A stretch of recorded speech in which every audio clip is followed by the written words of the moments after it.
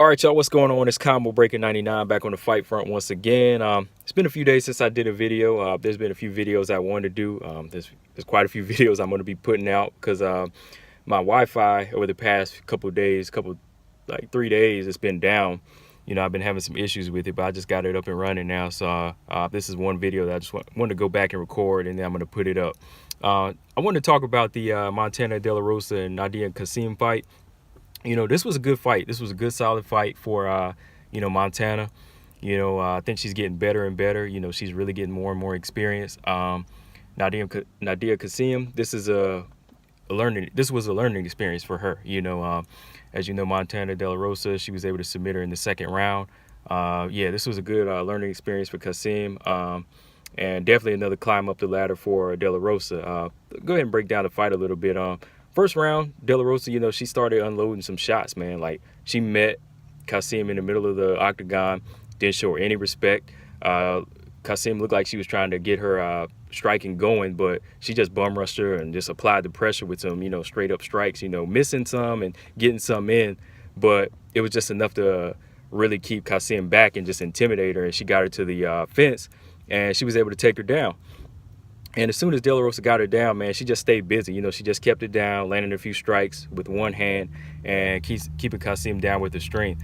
Kaseem, she was really looked like she was really kind of struggling to get anything done just because, Montana was just using her strength. And, she was really using that strength to just kind of wear Kaseem down. She wasn't really trying to get a submission yet. She was just kind of trying to beat her up a little bit, wear her down, and just staying busy, man. Like, in that top position, she was just kind of moving around too much that Kaseem didn't really know what to try to control. She was moving, she had her knees on her wrist, and after that, she would hold part of her down and then try to land a few strikes.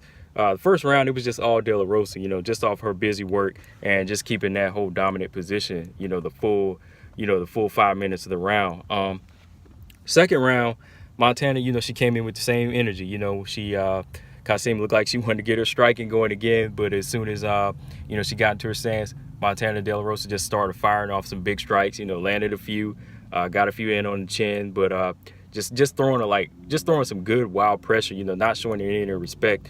And, she got her back to the fence again, and then she went and, spun her around, got a good takedown, and got Kaseem on her back again. Montana, like I said, same thing she did in the first round, just using a lot of energy to kind of burn out Kaseem, because this wasn't something I don't think Kaseem was really ready for, because she doesn't really have great ground game. And, I think De La Rosa, this is her game. The ground is her game. And, she's been getting better and better over the past few years. So Montana, she was just using everything. She kept Kaseem's arm pinned down with her knee, to get in some strikes. Then she was able to keep the knee on her stomach to try to get her down. Then quick, she was able to transition to a triangle.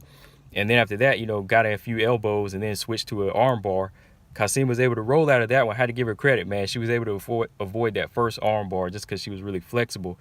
But again, they flipped back over to a triangle again just to kind of wear out Kaseem. She got in a few more hits, flipped her back over to another arm bar attempt, and this time, she got her, man. She pulled that arm pretty tight, and Kaseem was able to tap on that one, man. But overall, it was just a good fight for De La Rosa. She needed another win over like a solid up-and-comer like Kaseem, just to prove that, she is getting more and more experienced. As for Nadia Kaseem, man, I think this was just, like I said, a learning experience for her. I've been watching quite a few of her fights, and I think that, she can get better and better. Just a learning experience for her. Definitely can't count her out, man. Just needs to work on her ground game a little bit more.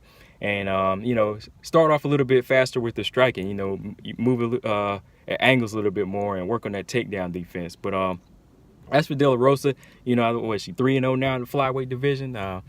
Before this fight, she was number 14, so maybe she moved up to number 11 now. But what's next for her?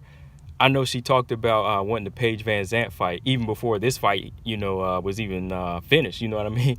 She was talking about it at the press conference before then, and she wanted the Paige Van Zandt fight, which I don't blame her because like she said, she sees a name in it. It's not necessarily like a significant fight that's going to build her up for a Valentina fight, but it is a name. It's definitely a name that's going to pull in fans and pull in more people to see what she can do. You know what I mean? Like, everybody's gonna come out to see Paige, and De La Rosa, comes in and blows Paige out. They're gonna find out who De La Rosa is. So she definitely knows her business. It's definitely a fight that a lot of people are gonna want to see. So yeah, man, I definitely gotta say, respect to De La Rosa, good performance by her. She's been getting better and better. She has a solid win over Rachel also. Yeah, definitely want to see more from her, and definitely want to see Kaseem come back too also, man. But yeah, that's all I got on this one. Like I said, I got a few more videos to record. I've been missing out a little bit because the damn Wi-Fi's been acting up. But just make sure y'all subscribe and support the channel here, Combo Breaker 99, as well as subscribe to the YouTube channel, my boxing channel, The Jab Effect. That's where I do the Jab podcast. So yeah, just make sure y'all subscribe, Combo Breaker 99. I'm out. Peace.